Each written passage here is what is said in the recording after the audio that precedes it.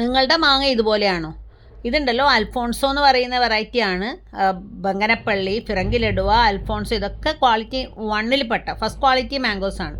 പക്ഷേ ഇതിലേക്കുള്ള പുഴുക്കളുണ്ടല്ലോ അത് വളരെ കൂടുതലാണ്.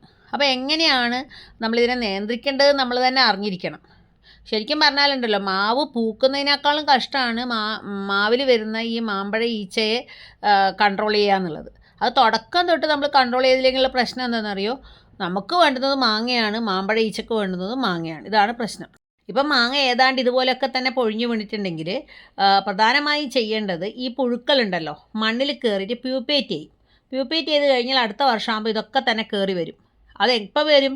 മാവ് പൂത്തിട്ട് പെൺപൂക്കളുണ്ടല്ലോ, കുഞ്ഞി മാങ്ങ തന്നെയാണ് പെൺപൂക്കൾ എന്ന് പറയുന്നത്. അതിനെ ആക്രമിക്കേണ്ട സമയം വരെ ഇവർ മണ്ണിലായിരിക്കും ഉണ്ടാവുക.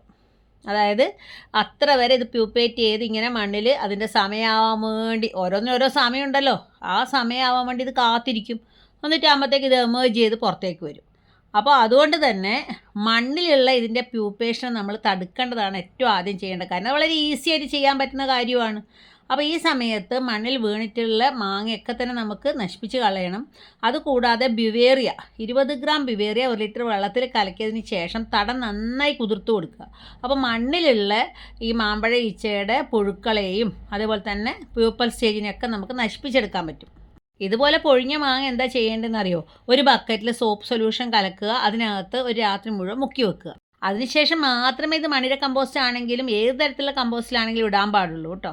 അല്ലെങ്കിൽ എന്താ പറ്റുക, നമ്മളിത് കൊണ്ടുപോയിട്ട് കമ്പോസ്റ്റിൽ അങ്ങനെ തന്നെ ഇടുമ്പം അവിടെ ഇത് നല്ല സുഖമായി ഇതിന് പ്യൂപ്പേഷൻ ലാർവയും പ്യൂപ്പേഷനും ഒക്കെ തന്നെ ആ കമ്പോസ്റ്റിനകത്ത് സംഭവിക്കും.